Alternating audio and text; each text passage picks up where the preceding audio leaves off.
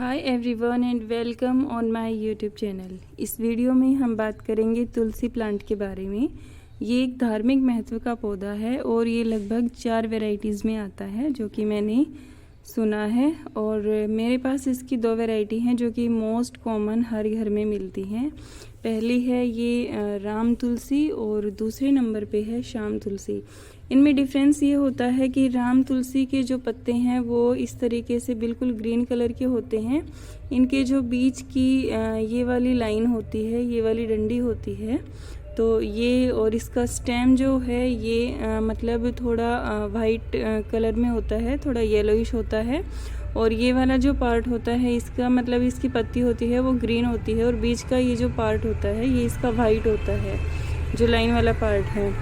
ये श्याम तुलसी है। श्याम तुलसी में देखिए इसके स्टेम का रंग कुछ ब्लैक कलर होता है। ये वाला जो पत्ती के बीच वाली लाइन है ये भी ब्लैक होती है।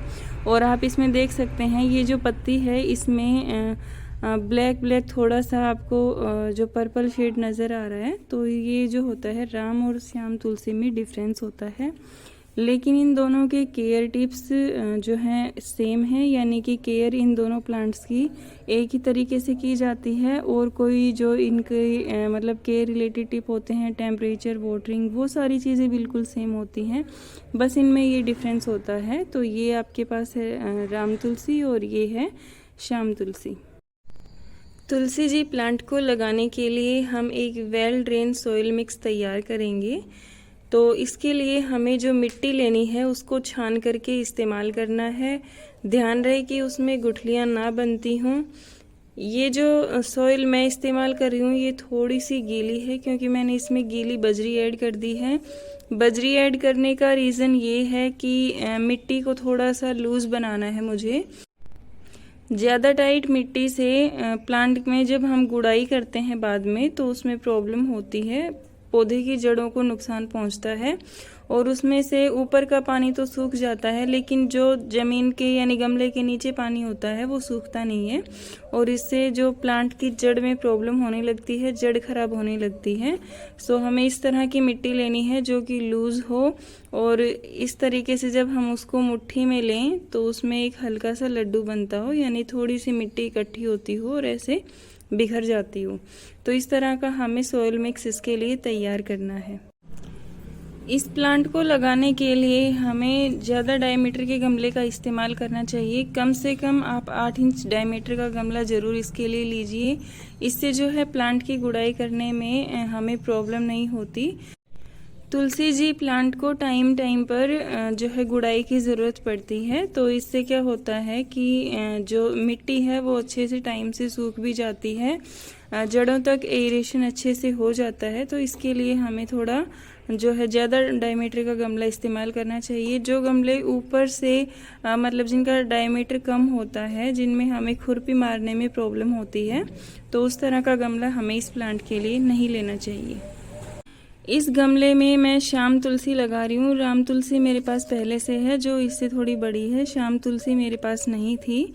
और तुलसी जो है मेनली 4 तरीके की होती है, लेकिन जो हम घरों में लगाते हैं वो ज़्यादातर 2 तरीके की ही तुलसी लगाते हैं, राम और श्याम तुलसी। और ऐसा माना जाता है कि तुलसी पौधे को हमेशा जोड़े में लगाना चाहिए। तो ये जो प्लांट है ये मैंने जो है 30 रुपये में ख़रीदा था। आप तुलसी के पौधे को नर्सरी से 20 से 30 रुपये में ला सकते हैं।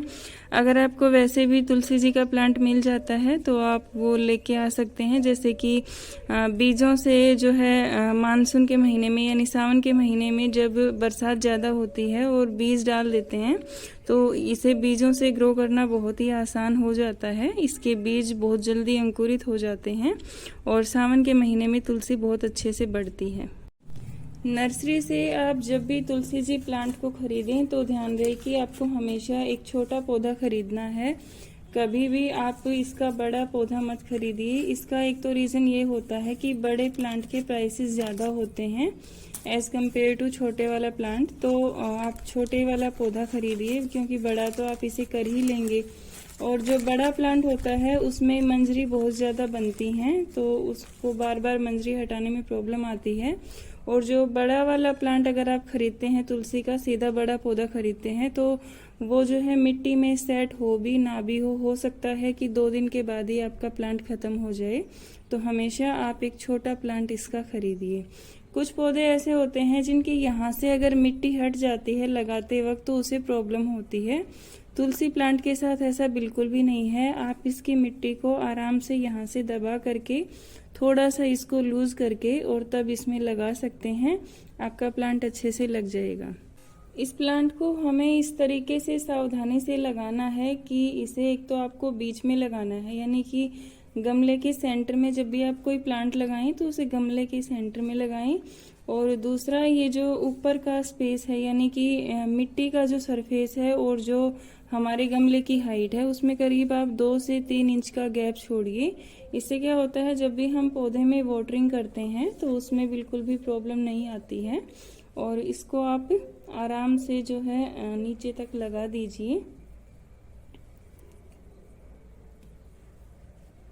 तो आराम से हम इसमें 2 से 3 इंच का गैप जो है ऊपर की तरफ मेंटेन करके रख सकते हैं। और ये जो प्लांट है इजी टू केयर प्लांट है, बहुत आसानी से लग जाता है। कई बार ये होता है कि पौधे की जड़ें खराब होने की लग जाती हैं और प्लांट जो है एकदम ख़त्म हो जाता है उससे। तो उसका मेन रीज़न ये होता है कि आप उसकी मिट्टी गलत ले रहे हैं। तो अगर आप सही मिट्टी लेते हैं, उसके लिए एक वेल ड्रेन सॉइल मिक्स तैयार करते हैं, तो आपके पौधे को प्रॉब्लम नहीं होती और आपका प्लांट बहुत ही अच्छे से और लंबे समय तक चलता है। तो ये हमने इस प्लांट को लगा दिया है, सेंटर में हमारा पौधा लग गया है। और साथ ही साथ हमने एक अच्छा सा सॉइल मिक्स भी इसके लिए तैयार किया था, जो कि हमने इसमें इस्तेमाल किया है। ना तो इसमें गुठलियां हैं और ना ही इस मिट्टी को हमने टाइट लिया है। सो इसे गुड़ाई करने में भी हमें प्रॉब्लम नहीं होगी। आप वैसे तो इस प्लांट को कभी भी लगा सकते हैं, लेकिन ज़्यादातर इस प्लांट को फरवरी और जो है सावन का महीना जो होता है, मानसून का सीज़न, उसमें इसे लगाना ज़्यादा अच्छा माना जाता है, क्योंकि उस टाइम पर इस प्लांट की ग्रोथ ज़्यादा अच्छे से होती है। ये जो प्लांट है इसको आप जब भी लगाएं तो या तो आप सुबह के वक्त में लगाएं या फिर आप शाम के वक्त में लगाएं। दोपहर में इस प्लांट को ना लगाएं। उससे मतलब ज़रूरी नहीं है कि आपका पौधा लग ही जाएगा, लेकिन अगर आप सुबह या शाम के वक्त इसे लगाते हैं तो इस प्लांट में जो है ये अच्छे से सेट हो जाता है मिट्टी के अंदर। और जब भी आप प्लांट को लगाते हैं तो इसमें अच्छे से वाटरिंग करें, ताकि नीचे जो है गमले की गहराई तक नमी बरकरार रहे। ये प्लांट जो है सूखे में सरवाइव नहीं कर सकता, तो इसे सरवाइव करने के लिए नमी का होना मिट्टी के अंदर बहुत ज़रूरी है। तो इसके लिए आप गर्मियों में इसमें डेली वाटरिंग करें, लेकिन ध्यान रहे कि ओवर वाटरिंग इसमें आप बिल्कुल भी ना करें। ओवर वाटरिंग से इस पौधे की पत्तियां पीली होकर के गिरने के लग जाएंगी।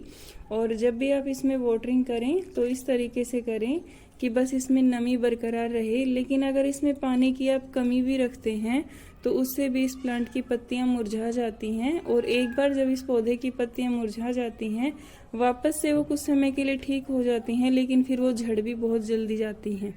तुलसी का पौधा जैसे जैसे बढ़ने लगता है, जैसे जैसे इसकी ग्रोथ बढ़ती है, इसमें मंजरी बनने लग जाती है। तो ये इसके फ्लावर होते हैं और इन्हें तुलसी माता का नाखून भी कहा जाता है। तो कहते हैं कि इनको कभी भी जो है मंगलवार या रविवार के दिन नहीं तोड़ना चाहिए, बाकी आप किसी भी दिन तोड़ सकते हैं।